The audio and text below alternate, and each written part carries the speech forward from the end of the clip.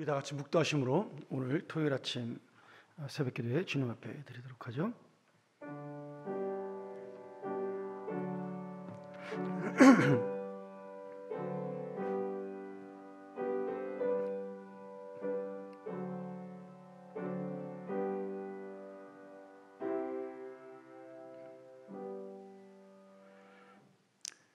어제나 오늘이나 영원토록 변함없이 우리를 인도하시는 아버지 하나님, 하나님께서 오늘도 우리 아침에 마음과 또 우리의 영혼을 인도하시며 하나님의 기도의 자리에 불러주심을 감사합니다.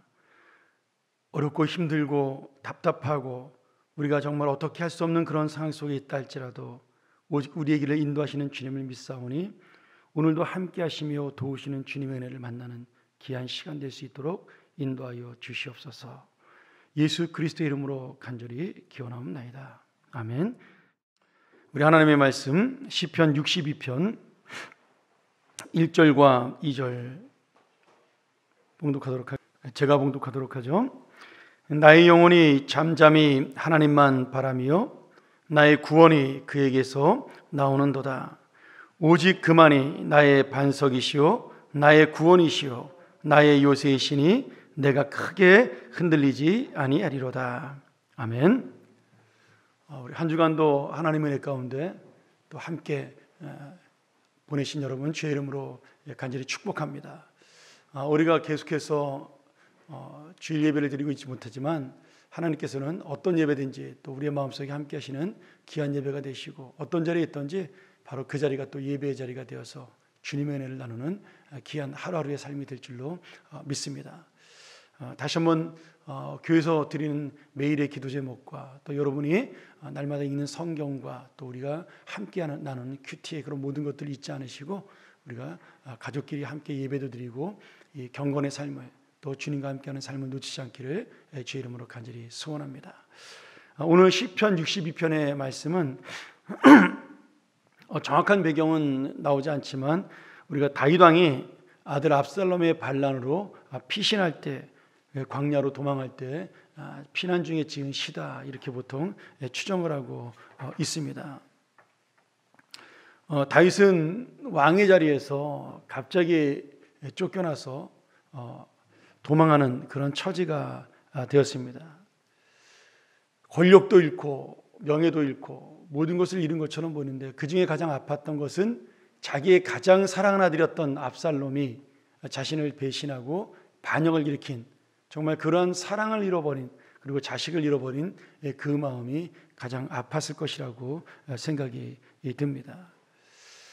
우리가 이 말씀을 바라보면서 그런 생각이 듭니다. 내가 이 땅에 의지하는 것들이 여러 가지가 있는데 뭐 물질도 의지할 수 있고 내 건강도 의지할 수 있고 나이도 의지할 수 있고 젊음도 의지하고 또 명예와 학식과 여러 가지 눈에 보이는 것들을 우리가 의지할 수가 있는 거죠. 그리고 대부분의 사람들은 그것들 중에 단 하나 내가 믿을 만한 것이 하나 있다라고 생각을 합니다. 아마도 다윗 왕은 그런 부분에서 압살롬에게 배신당한 것이 굉장히 뼈아픈 인생의 고통이 아니었을까 그렇게 추측해 볼 수가 있는 거죠. 그런데 오늘 다윗이 이 말씀을 보니까 그런 마음의 고통, 정말 모든 것을 상실했던 그런 어려움 속에도 그가 소망을 가지고 내가 바라볼 수 있는 유일한 분은 하나님밖에 없다라고 그렇게 이야기를 하고 있다라는 거죠. 그런 신앙의 고백을 드리고 있다라는 겁니다. 오늘 우리가 읽은 이 말씀, 내 영혼이 잠잠히 하나님만 바라보고 있다. 나의 구원이 오직 주님에게서만 나온다. 오직 주님만이 나의 반석이요 나의 구원이시요 나의 요새이시니 내가 크게 흔들리지 아니하리로다. 모든 것을 잃은 것처럼 보이지만 자기를 사랑했던 자녀마저도 자기를 배신했던 것처럼 보였고 그동안 충성했던 신하 중에 아히도벨은 또 자신을 배신하여 아들과 함께 반란을 일으키고 제사장 중에도 그 아들을 따르는 수많은 사람들이 있다는 걸 바라보면서 결국 다윗이 그 마음속에 실망과 낙심으로 넘어지지 아니하고 그는 이러한 환경에서 오히려 주님을 바라보는 소망과 믿음이 더욱더 단단해지고 확실하게 되었다라고 오늘 우리가 이 말씀을 통해서 분명히 알 수가 있습니다. 지금 다윗의 진정한 소망은 자신이 사랑했던 자녀도 아니고 자신이 가지고 있던 권력도 또한 명예도 또 신하들도 아니었기 때문에 오직 하나님만 바라는 믿음을 가질 수 있다, 이렇게 고백을 하고 있는 거죠. 다윗이 위대한 신앙가다, 우리가 보통 그렇게 이야기를 하는데 그것은 다윗이 왕으로서의 자리에 있기 때문이 아니라 하나님의 또 축복을 받은 자리에 있기 때문이 아니라 바로 이러한 믿음, 그가 어느 처지에 있든지 어느 형편에 있든지 오직 믿음과 소망으로 주님만 바라보기 때문이라는 그 믿음이 바로 다윗을 하나님께서 칭찬하시는, 또한 우리가 바라보는 다윗의 위대한 신앙이라고 볼 수가 있는 거죠. 다윗이 완전한 사람은 아닙니다. 그도 어렵고 힘들 때 하나님에게 원망하고 불평한 적도 있고요, 평안하고 좋을 때는 또 하나님을 잊어버리고 범죄에 빠진 적도 있습니다. 교만한 적도 있었고요. 그래서 인구조사를 하다가 큰 전염병 때문에 고생을 한 적도 있었고, 또 방심하다가 바세바의 범죄에 빠져 살인과 간음의 죄를 저지르는 그런 연약한 인간의 모습을 보여준 적도 있습니다. 그런데 다윗은 자신이 죄를 지었던 아니면 좋은 자리에 있던 마지막에 하나님의 말씀을 가지고 항상 그는 깨달았다라는 거죠. 그가 이런 어려운 일을 만나게 된 동기 중에 하나가 바세바의 범죄 때문에 일어난 하나님의 어떤 형벌 중에 하나가 아니겠습니까?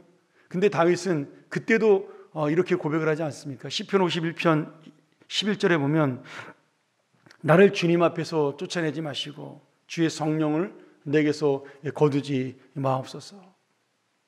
하나님, 내가 나의 자리를 회복하게 해 주십시오. 내가 이 명예를, 잃었던 명예를 찾게 하시고 잃었던 힘을 찾게 하시고 능력을 찾게 하시고, 이렇게 기도하지 않았습니다. 그는 가장 힘들고 어려운 그때, 그리고 가장 나락으로 떨어진 그때에도 오직 주의 성령만이 나를 떠나지 말아달라고, 주님의 은총이 나를 버리지 말아달라고 그렇게 고백하는 믿음의 고백을 드렸던 하나님의 사람이었죠. 그래서 다윗은 주님을 믿는 자 중에 가장 하나님의 마음에 합한 자라고 칭찬을 받을 수가 있었습니다. 오늘 여러분, 우리가 잊어버리는 것 중에 가장 큰 어려움이 무엇일까요? 내가 가지고 있는 것 중에 이것도 잃어버릴 수 있고 저것도 잃어버릴 수 있고, 힘들고 어려운 문제를 만날 수 있을 때 가장 중요한 것이 무엇일까요? 다 잃어버려도 우리가 하나님의 은혜, 하나님이 나와 함께 하신다는 믿음을 놓치지 않으면 우리에게는 언제나 소망이 있다라는 겁니다. 오늘 다윗은 주님의 도움을 여러 가지로 표현하고 있습니다. 주님이 나의 반석이라고 표현하기도 하고요, 주님이 나의 구원자라고 표현하기도 하고, 나의 산성이라고 표현하기도 합니다. 그런데 특별히 이스라엘 사람들에게 있어서 이 반석이라는 단어가 굉장히 중요한 의미를 가지고 있습니다. 이 반석은 단순히 단단한 돌을 위에 서 있다, 물론 이제 그것도 맞는 말이죠. 그 반석 위에 서 있을 때 내가 흔들리지 아니하고 또 단단한 인생을 살아간다, 그런 뜻도 되지만, 이 반석은 사실 이스라엘 백성들 마음속에는 항상 어떤 마음이 있냐면, 광야에 있을 때 그 반석에서 물이 나와 이스라엘 백성들의 그 생명을 연장시켜준, 그래서 생명수처럼 솟아나는 그 물에 대한 의미가 이 반석에 반드시 함께 있습니다. 지금 물이 나올 수 없는 그런 사막과 같은 상황에서, 그런 돌짝밭과 같은, 돌멩이와 같은 그런 어려운 상황 속에서 하나님은 결국 그 반석을 뚫고 물이 솟아나오게 하심으로 모든 이스라엘 백성의 생명을 살리시고 그들의 목마름을 채워주는 그런 은혜를 베풀어 주신 것이죠. 그러니까 지금 다윗이 주님은 나의 반석이라고 말하는 것은 단단하게 나를 지켜준다는 의미도 중요하지만, 아무 소망이 없는 곳에서, 내가 생명을 잃어버릴 수밖에 없는 이곳에서 하나님의 은혜의 그 생명수로 다시 회복시키는 역사를 만날 수가 있다라는 것, 그것이 바로 오늘 나의 반석이라고 부르는 이 다윗의 고백에 의미가 담겨져 있는 것입니다. 우리가 인생 속에서 우리도 힘들고 어려운 일을 만날 때가 있습니다.